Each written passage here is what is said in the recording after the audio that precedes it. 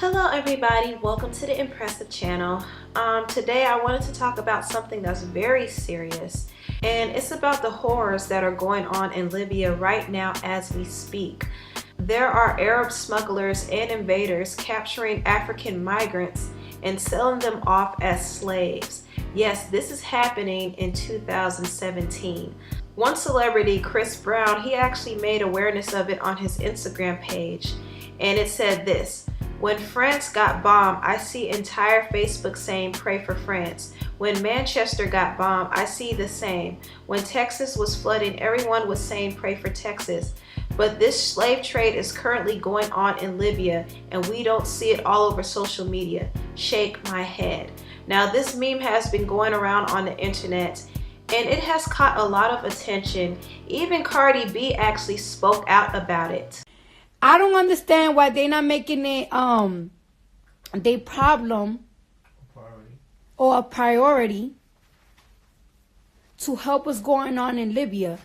You want to know why they're not making it a priority, or you want to know why they haven't tried to help Libya? Because Libya has not had a president or have had any type of government running them for kind of a long time, like right now, almost 2 years, right? And nobody cares. You want to know why they don't care? Because it's convenient for them. It's convenient for them because they want free resources. They want their free goods. And that's why they don't give a fuck. And you know, my channel does focus on urban entertainment and urban celebrities, but I have to use my platform to talk about this as well, because the news stations that we have here in America are not giving us any information about what's going on in Libya. I do have to give props to CNN news correspondent Nima for actually bringing awareness of this on mainstream media. We're now in Tripoli and we're starting to get a little bit more of a sense of how this all works. Our contacts are telling us that there are 1 to 2 of these auctions every month, and that there is one happening in the next few hours. So we're going to head out of town and see if we can get some sort of access to it. The UN's uncovered a disturbing slave trade of migrants in Libya. The International Organization for Migration's taken testimony from Africans who've headed to the country in hope of starting a new life. Some have told of traffickers buying and selling people in garages and car parks for as little as $200. The video has triggered a wave of protests.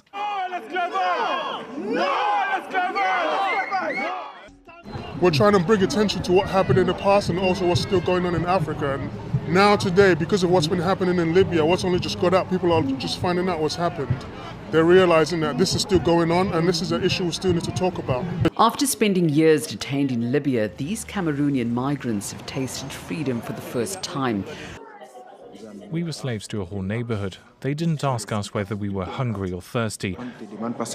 They didn't ask us anything. When we would remove weeds in peanut fields, we worked without getting up. 2 people died right in front of me. The captors would hit someone, the person would cry out, and then they would die. According to her, captors are more violent with the darker-skinned migrants. Black skin is a commodity in Libya. We're sold at cheap prices like chickens. I was sold, and I was still pregnant at the time. I was sold. What happened? On my way coming, I was sold. Merciless beating. If you look at most of the people here, if you check their body, you see the mark, they're beating.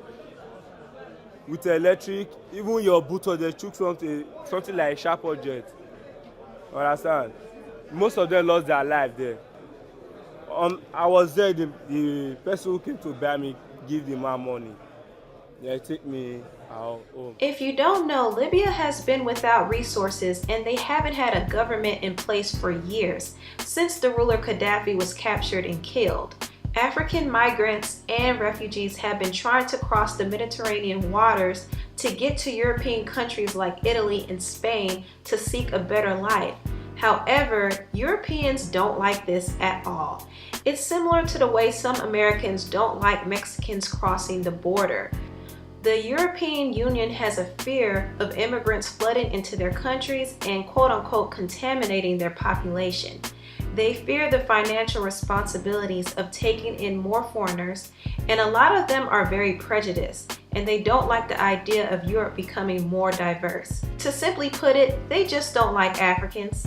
So to reduce the flow of Africans entering Europe, countries like Italy are bribing militants in Libya to keep African refugees from entering their territory. And they don't care if these innocent African people are enslaved, starved to death, pimped out, or slaughtered. They'll continue to pay to keep the Africans away. And this is very sad because the migrants and refugees who have stopped in Libya have been mistreated and sold as slaves to Arabs, and there is no government or any authority in place to stop this from happening. And none of this would have happened if Libya's ruler Gaddafi was not killed by the American government. Now, when Gaddafi was killed, all the weapons that were stored by his military became available for casual usage. Without any authority in place, these militants have been able to get their hands on these weapons and basically terrorize innocent people, which is why so many Africans have been enslaved as we speak. What's going on in Libya is actually similar to how militia groups rose to power in places like Nigeria and Iraq. When the leaders of these nations are killed, the military is left with all of these weapons. And unfortunately, they use it to control people and terrorize people because they're angry. The assassination of Gaddafi was very tragic. Gaddafi was made out to be a total menace to society, but that was unfair propaganda. And I'm not saying he was a sweetheart at all. He was definitely aggressive with his power, but not necessarily oppressive. And there's a difference. He was a revolutionary who wanted to empower Libya. He also believed in the ideology of establishing wealth and power in Africa, and he wanted to dismiss any Western rule or influence. He wanted to raise the level of education in Libya, and he even wanted Africa to have its own special currency called the dinar. Imagine if all African countries traded goods using one currency, they could get out of debt and financially thrive in the world, and other countries wouldn't take advantage of them. It would be serious competition to other big currencies out there like yen, euro, and the American dollar. Also, Gaddafi used oil money to allot resources and finances to the people of Libya during his reign. Because of him, Libya was one of the most progressive countries in Africa. However, a lot of people did not like him, including one of our American presidents, Ronald Reagan. Now, Ronald Reagan is praised a lot, which I still don't know why, but he did not like Gaddafi because he felt like he was anti-Israel and he was a dangerous troublemaker. This was typical. Unfortunately, imperialist nations like America, Britain, etc. dislike policies and ideologies that differ from theirs. So they try to overthrow leaders and dismantle any government they view as a threat. Crippling the government in the Middle East makes it easier for them to establish influence and control, and also gain access to that rich oil supply. Hence why Reagan had it out for Gaddafi. And Reagan actually did bomb and kill Gaddafi's family members because he thought Gaddafi's Libyan military was behind the attack of the US Navy jets. However, this wasn't confirmed. The relationship between Gaddafi and the US was somewhat mended during the Bush administration. George Bush and the Secretary of State Condoleezza Rice were able to establish a peace agreement with Gaddafi. They promised not to forcefully remove him as dictator if he peacefully gave up his weapons of mass destruction. The agreement worked out, but during the Obama administration, Hillary Clinton was ill-advised to turn back on the agreement and have Gaddafi killed. So Hillary basically carried out the work that Ronald Reagan attempted to do in the 80s. Gaddafi's death is the reason why slave auctions are being held in Libya today, because if he were alive, this would have never happened. Do they have food? Yes. Has Gaddafi used the oil money to build Libya? Yes. Did Gaddafi use oil money and discover water under the Sahara Desert and brought that water to the surface and brought water from Benghazi all the way to the border almost of Tunisia? Did he impose farming in the desert so that they could feed their own people? Yes. Are there billions of dollars that he's spending building homes, building apartments for his people? Yes. So something is under this. And so when America, England, France, three imperialist powers want to destabilize that country, is it that you're so concerned? Now listen to this hypocrisy, American people. Is it that you're so concerned over the blood? Where were you in Rwanda? Where are you in the Congo?